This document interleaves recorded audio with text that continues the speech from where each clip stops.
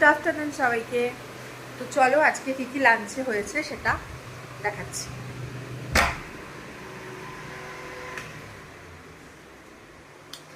ওকে, অনেক কিছুই হয়েছে, আজ কোথায় স্টার্ট করবো বুঝতে পারছি না। এখানে আছে হলো ভাত, এখানে আছে ডাল যেটা আমাদের বাড়িতে রোজ দিনই হয়, এখানে আছে আলু ভাজা,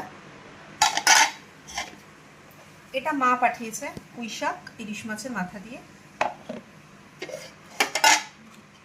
এখানে আছে ইলিশ মাছ মা পাঠিয়েছে, এখানে আছে মাছের তেলের বড়া, এটাও মাই পাঠিয়েছে। ডাল আলু ভাজাটা আজকে আমাদের হয়েছে বাড়িতে। আর আমি বানিয়েছি হলো ফ্রাইড রাইস, এটা রাত্রিবেলা মা মাম্মা তারপর আমার মামার মেয়েটাকে আসতে বলেছি কটুকে। তার সাথে আছে হলো চিকেন কষা।